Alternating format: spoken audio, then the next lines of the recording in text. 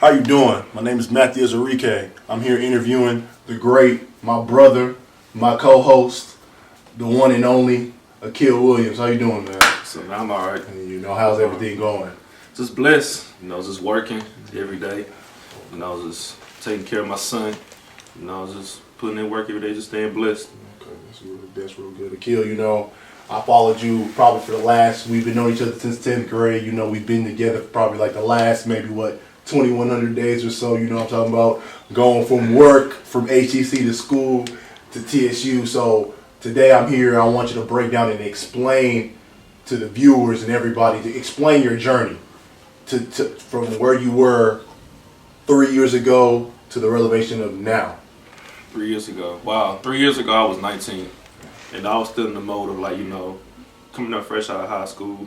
I graduated 2011, we both did. And just basically still in that basketball mode. I want to keep playing basketball somewhere, just trying to play ball. Wasn't thinking in my right mind, what else is out there, because that's all I knew, especially as like African American kid, everybody that's black, I always want to be focused on putting their kid in to be an athlete. And I always had the mentality, but I realized that just being an athlete wasn't 100% guaranteed. And then basically it was just, the journey I had was crazy, like literally a roller coaster ride, just basically not graduating high school, do the tax test, low GPA in high school, not caring, had the talent, but never really just put forth the effort in the books. That's where, now I know that's where it mattered, Explain the impact of your father, like what he meant to you. Mr. Greg was a great guy, rest in peace his soul, but explain the impact to let everybody know like how much your father meant to you and how much he even means to you, even mean more to you today. Yeah, when he was around, he would always go back and forth, first of all, back and forth for work, offshore to here, and I'm the youngest of four, so basically came in later, obviously, compared to my sisters and my brother, and then the impact, it was always crazy. It's a lot of stuff that it might sound good because he passed away, but at the time when he was here, I wasn't supposed to say anything, you know what I'm saying? So basically it was always the arguing this and that. And I have like a few regrets, but I can't regret them, you know what I mean? Because you can't live with regrets. I was always the one to, you know what I'm saying, like, he'll be there, but like, I didn't know him being tough meant the big deal till he passed away now. When he was here, I used to always think he was getting on me for everything. But in reality, he was trying to help me out. And the stuff he was saying when he was here, it didn't hit me until he was passed away. Can you describe to the viewers and us, for you to get that call, because I was there when you got that call when your dad was sick, can you describe the feeling that you had when you found out that your dad was sick, like the impact that he's had on you? That's been your right hand man, y'all. You watch sports together. I know that he's raised you to become an excellent young man. But can you describe to the viewers that that your pops was in the hospital? Explain that to the viewers.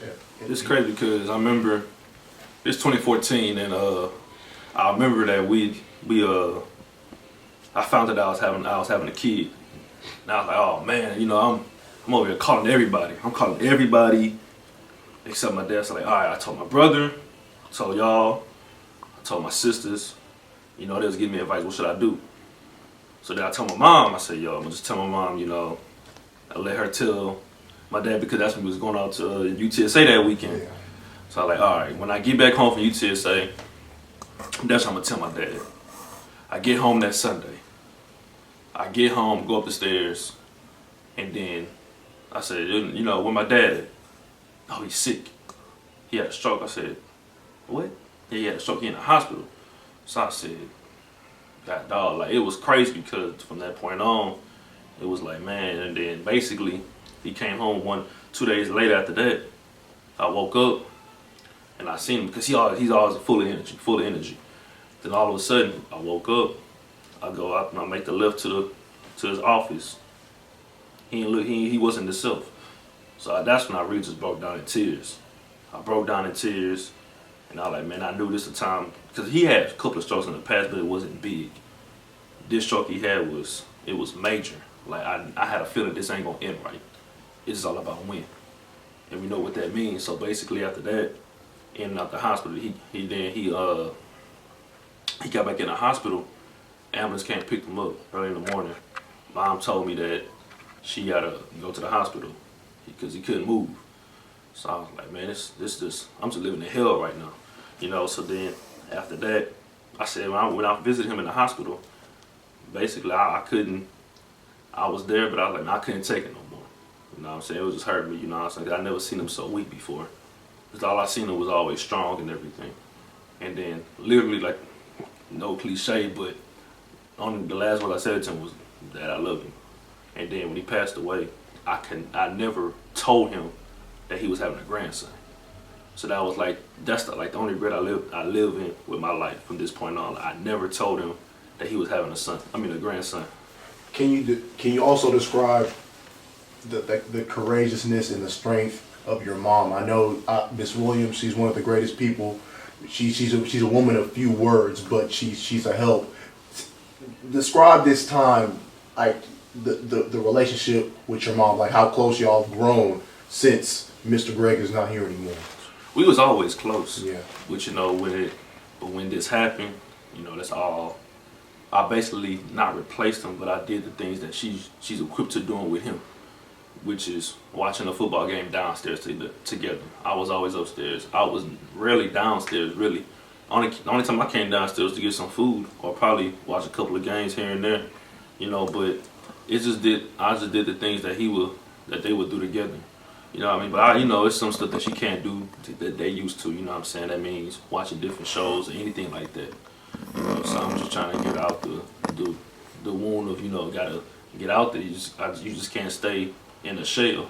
But it grew me and her closer than before. We go close every day, and really what grew us close was my son. You know, so if it wasn't for my son, if my son wasn't here, basically, to tell you the truth, it'll still be a depressed household because we had nothing to look forward to. You know, it would just be, you know, me and her. You know, but really, my son grew us closer. Let's talk about Malachi, the big man, 1 year old now. You know what I'm talking about? I was there October 16th, 4:30 a.m. You know, he's born. Talk about how Malachi has changed you, and as a man, the perspective of life. You knowing that you're carrying life right now. Explain how your son has changed you as a man and as a whole, and how you look, your outlook on life now.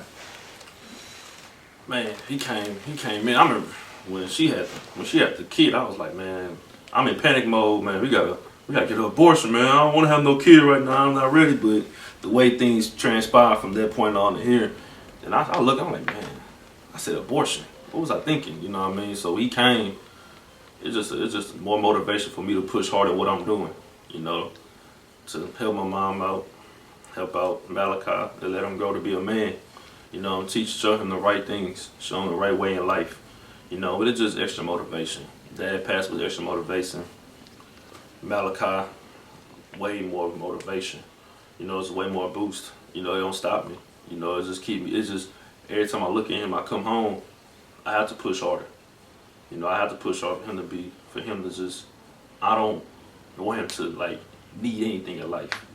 I want him to, if he wanted, he can have it. I don't want to, you know, have him struggling. You know, I want to have him getting to a good education. I want him to be better than me. That's my whole thing. I want him to be better than me.